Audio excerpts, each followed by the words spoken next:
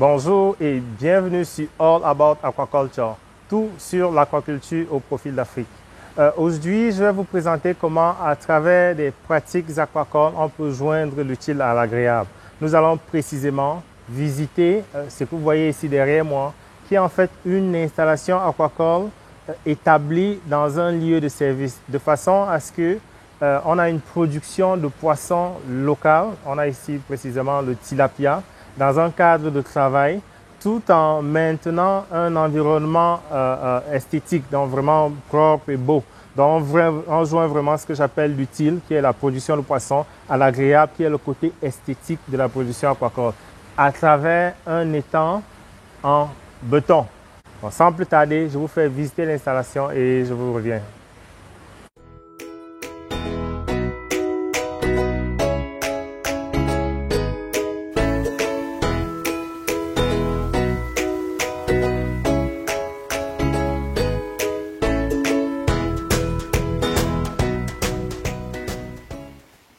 Ici, on a le bloc technique, qui est l'endroit où on contrôle les paramètres de l'eau et où on fait des ajustements en termes de quantité d'eau, de volume d'eau qu'on apporte à l'étang, et qui est aussi l'endroit où on contrôle l'aération.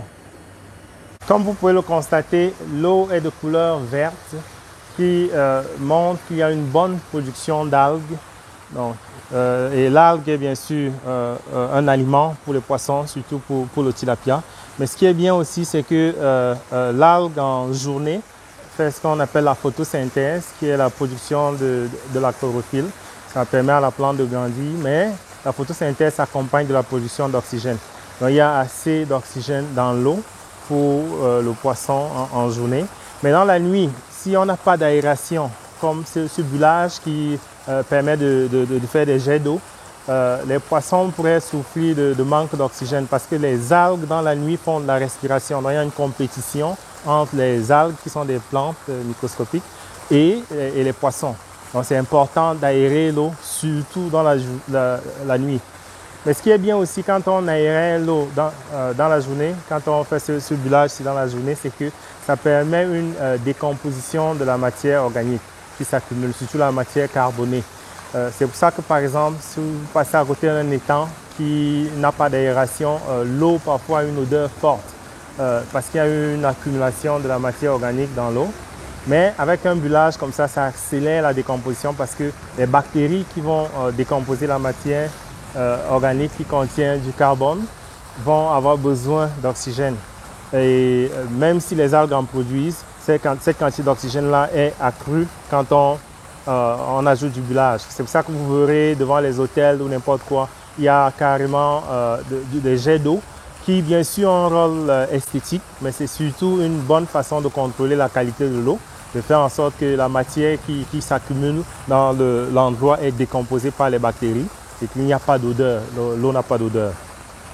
Et si vous remarquez que les poissons sont vraiment bien, ils sont contents. Je ne sais pas si vous les voyez, mais on va les attirer en les nourrissant un tout petit peu.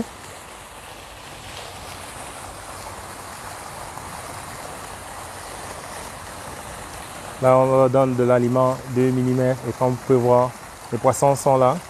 Et c'est ce que je disais en introduction. Ici, on est en train de joindre l'utile à l'agréable.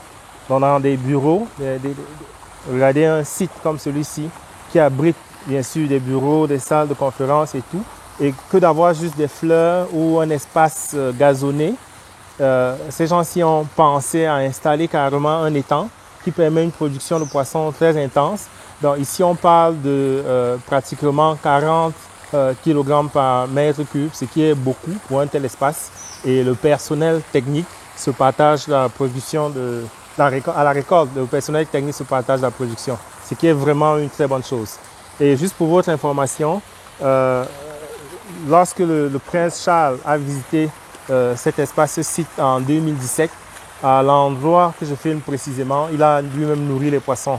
Le prince Charles, c'est le prince du royaume d'Angleterre. Et c'est vraiment bien de pouvoir accompagner le côté esthétique de son site par un côté de production des aliments. Et vous allez voir que c'est très fréquent en Asie qu'il y ait des cocotiers tout autour d'un site ou d'un ministère. Par exemple, le ministère de l'Agriculture aura des cocotiers et tout.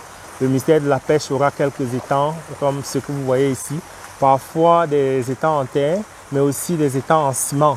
Parce que là, on le précise une fois de plus, on a ici affaire à un étang en ciment. Et vous avez vu dans les images du début, à quoi ça ressemble lorsque c'est vide. Et à voir comment le poisson se comporte. Le poisson est vraiment content dans ces installations.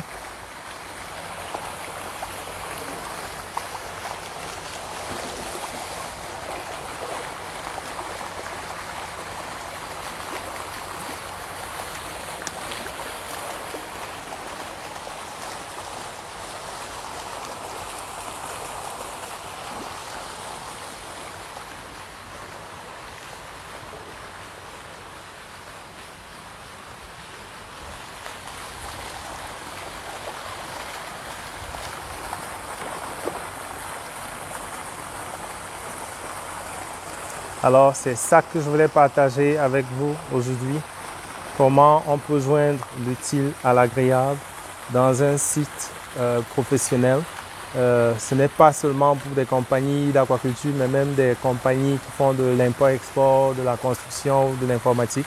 Vous pouvez aménager votre campus de travail de façon à avoir un côté production qui est combiné à l'esthétique de l'endroit.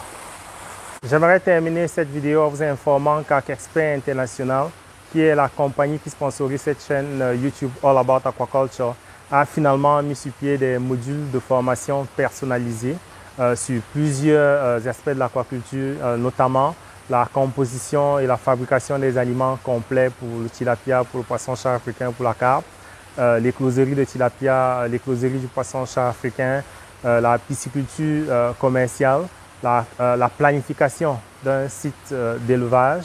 En plus, il y a aussi des formations sur la pisciculture hors sol, sur la pisciculture en cage et sur la pisciculture en étang. Donc, si vous êtes intéressé par la formation personnalisée, c'est-à-dire des trucs qui se font de façon individuelle pour des compagnies ou pour des entrepreneurs, ce serait bien d'aller sur le site www.aquaxpert.com et au niveau de contact, vous remplissez la fiche qui est là et vous exprimez votre besoin et vous serez contacté par l'équipe AquaXpert qui est basée au Canada mais qui travaille un peu partout en Afrique. Comme d'habitude, je vous inviterai à liker cette vidéo, à la partager et surtout à inviter des personnes que vous connaissez qui sont intéressées par l'aquaculture à s'abonner à cette chaîne All About Aquaculture, tout sur l'aquaculture au profit de l'Afrique. Merci et à la prochaine.